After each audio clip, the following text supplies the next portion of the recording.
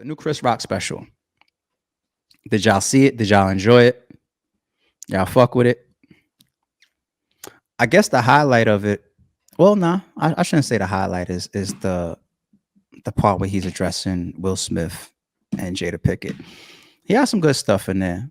Um, man, it's just as I'm watching this, I'm so into stand up comedy where I just see the levels, man. It's like Chris Rock is a legend. Chris Rock does a great job up there on that stage. But as I'm watching him do his callbacks, and to me, a callback is something where you drop a joke, you know what I'm saying? Like about like his daughter biting people, right? If anybody that's watched it, I don't want to spoil it. But when he's doing like a callback, he's talking about his daughter biting people, and then he gets onto another topic, and then he mentions that again in like an indirect way where it ties in. That's like a callback to me. Chappelle did that when he did the whole skit of the baby selling drugs on the corner, right? And then at the end, you know, he's talking about the girl giving birth on the dance floor. And nobody's thinking about the baby anymore. But he's like, the baby is the one that pops out, like, yo, what's up, man? I got it for cheap. That's a callback. He was like, yo, I didn't expect you to bring that back. You know what I'm saying? But you tie it in and you do callbacks within your material. And I just watch how Chris Rock delivers his content, and he's a legend. He's great. But damn, Dave Chappelle is the GOAT. It's just like seeing the way that man intermingles his material. It's like they all know this. Kevin Hart's of the world, they all know this, that Chappelle, the way that he delivers, the way that he does his stories, the way that he goes in and out of his material, the way he does his callbacks, the way he builds up. Like there was some jokes that Chris Rock built up in this special. And then the punchline, I was like, that's all I get out of that whole 5-minute buildup. Like that's the payoff. Like that's it. That one little, I don't know. It's just like, it's cool. But it's just levels, man. It's just levels. Chris Rock, I think he's got a couple good ones under his belt. I think this is definitely worth the watch. But it's not great. It's not classic or anything like that. But let's get, of course, to, the end. Him flat out addressing Will Smith, kind of putting in a joke and everything like that. Called Jada Pinkett a bitch.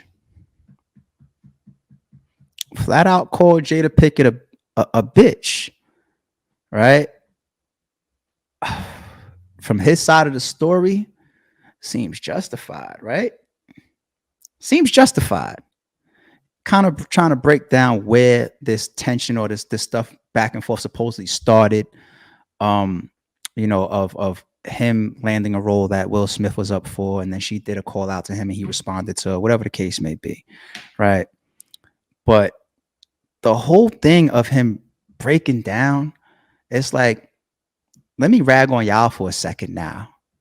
You're dealing with a couple that publicly put themselves out there about their what was it called? Entanglement. He said everybody in this room has been cheated on before. All of us has been cheated on before. But here you got these two megastars. What type of situation is it where y'all interview each other about the cheating? Like you're literally sitting there, and this is why everybody called Will Smith a bitch in that moment. Like you sitting there in front of Jada with your eyes turning red and your eyes wailing up. You know what I'm saying? Because of this whole shit with August Alsina or whatever, right? Of her fucking this young guy. Like this entanglement, and you're interviewing him, your husband, publicly about you fucking around. Like y'all look crazy. And I think that it was good for Chris Rock to highlight that, because who does that? Who the fuck does that? How do you put him in that situation? And here's something that Chris didn't say, but I took from that as well.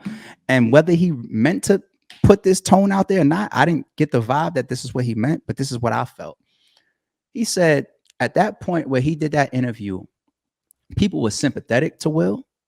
People were anti Jada Pinkett at that moment. Like, damn, that's fucked up. Then the footage comes out of how she like in the crib and she's like Instagramming him. And he's like, damn, they're like, yo, come on, Instagram's my bread and butter. Don't do that. It's like she's fucking running the crib and just pissing him off all the fucking time. People were sympathetic towards Will. But at the same time, everybody called him a bitch. Everybody's calling him a bitch. Chris Rock hinted that. Or not hinted that. He pointed that out. That's true. Everybody was like, yo, how you got this little Jada Pinkett, and of course she's a little ball of fire. She comes off like this, sturdy, aggressive little girl or short girl, whatever. But you got her up here fucking around in your face and interviewing you on TV about it. And you're one of the biggest Hollywood megastars ever. There was a point where people was like, yo, he could be a black president. There was that point. There was that wave. Like, he could be in politics. Will Smith. Like, when Chris Rock makes that point, to me, I feel like that goes over people's heads as far as Will Smith throwing that slap at that award show.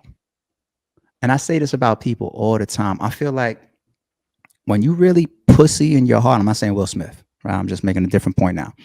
When you really pussy in your heart, or let's say you have a bunch of situations.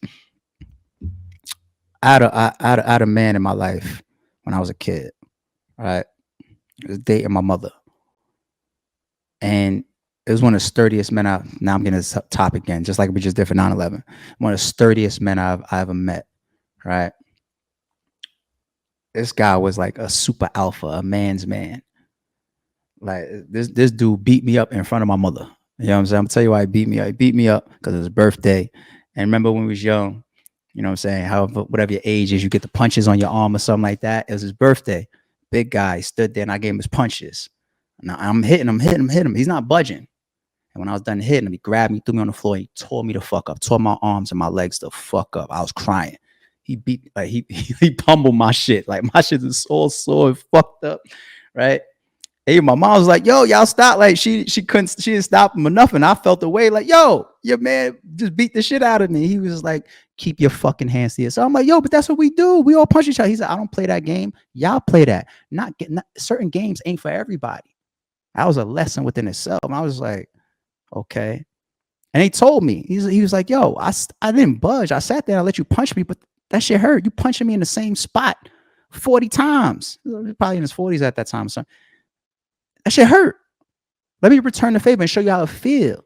It's like all learning lessons and gems. You know what I'm saying? So the context of me going off on that for a second, getting into this little sub story, is like, another thing that he taught me is to avoid people that have pent up moments where they didn't live up to the call, right? And he taught me that. He said, you're going to have times in your life where you're going to be tested. Your heart is going to be tested. Let's say it's two people that walk up to you and you feel like are you going to run or you're just going to get your ass kicked? And when you go through those life tests, you know what I'm saying? Like, it changes your character. It changes who you see in the mirror. It changes things about you. Now, I know other people I grew up with, they've had certain life tests, and I know they walked away from the situations like Trey and Boys in the Hood, and they punch in the air when they get home. Like, oh, I wish I would have did this. Or I wish it went this way. I wish it happened. That shit festers in your heart. That shit festers in your chest. Especially, I don't know about y'all women, but as a young man growing up, that shit, I watched it turn some of my people that I hung out with, turn them out. Where they started showing out later on. They started acting tough or whatever. I've always saw that if you have these moments where you feel like you didn't live up to a certain thing and it festers in your chest, you find all these little outlets to put it out. You know what I'm saying? To try to get the reputation off or get it out of your own chest and prove to yourself. So when you look in the mirror, you say, I'm not that, I'm this, right? And I think that whole entanglement situation, that could have happened to Will. And this is all pieces that I'm taking from Chris Rock's Netflix and Netflix show that just came out. And he didn't explain this. This is just like making me think deeper into it. Like, when the whole world sat there and said, yo, you sat there with your wife and she did this and she got you out here looking like this. You got the whole world calling you a bitch. Somebody's going to pay for that. I ain't taking it out on Jada. Can't walk around taking it out on your kids, right? Somebody's going to pay for that. And Chris Rock, I got enough history with you and you gave me enough just now where I'm releasing this whole situation on you. So when Chris Rock gets into the end of his show, and he's going at, Will, and he calls Jada a bitch, so he talk about that entanglement situation. He's like, nigga, the whole world called you a bitch, but you hit me? It's like, think about it. Yeah, it hit you because He formulated all of that in his chest, and you were the release.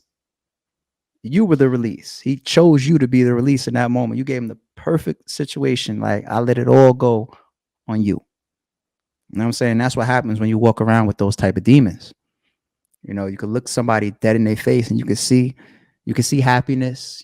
They feel they smiling, whatever. They got everything in the world. Good, beautiful family, beautiful home, rich, fame, all that type of stuff. There's demons in there though. And you never know how somebody's gonna let it go. Chris Rock found out how he let it go. Right. So I think I didn't want to spoil it, but that was like one of the things that was going on in my mind as I was watching the closing like 10, 15, 20 minutes or whatever of the new Netflix series or show that Chris Rock just did. And think about it, y'all. Go check it out, because like I said, it's not great, but Chris Rock has always been good. He's always been pretty good as a stand-up comedian. So it's a good show. And drop me a comment on this video here after you watch the end when he's talking about Jada and Will and the situation, him getting slapped. Tell me how you feel about this. Do you feel like it's a festive moment? Because like I said, I was taught that when I was young. I was showed that when I was young. And I also seen it with my own eyes when I was young. And I listened to Chris put that together at the end. I was just like, you know what? That's really what I'm chalking it to for what happened with Will.